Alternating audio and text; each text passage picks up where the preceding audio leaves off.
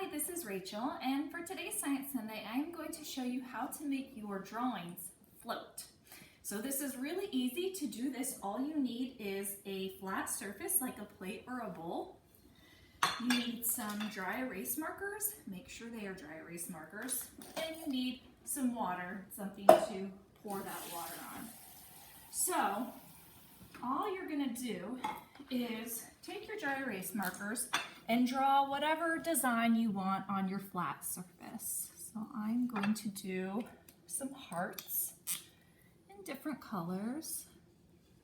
You don't have to worry about your plates. This is not going to hurt them. Okay, so I have 3 different hearts. Now I'm going to add some water to these hearts. Now the trick to this is you want to add this water really kind of slowly and carefully. Let's see what happens. See what's happening to my green heart? There it is. It's floating, right? Blue heart's next. And red heart.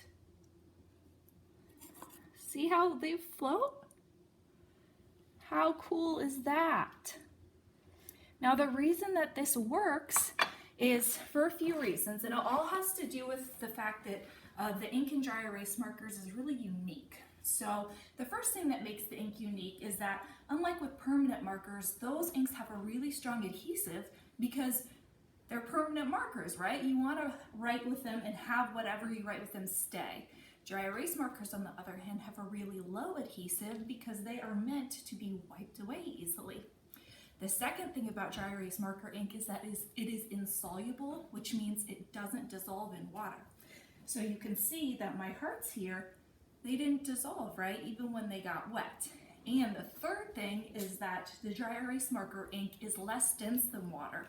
So that means that it will float. So a combination of those 3 things, the fact that it doesn't stick very well, the fact that it doesn't dissolve in water, and the fact that it floats, all come together to make this experiment work.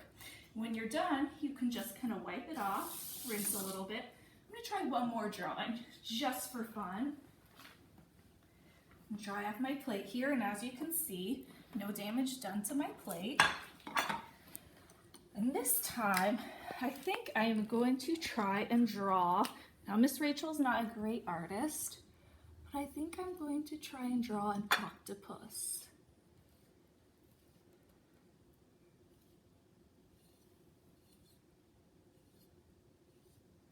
Okay, I don't know how octopusy that looks, but we'll give it a try.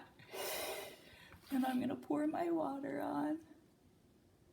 And look, as my octopus starts to kind of move, his legs start to wiggle around. Maybe I should have stuck with a spider. And if you pour too hard like I did just there, or too much at once, it's gonna cause your drawing to fall apart. But that's a real fun thing you can do and very simple to do, not super messy.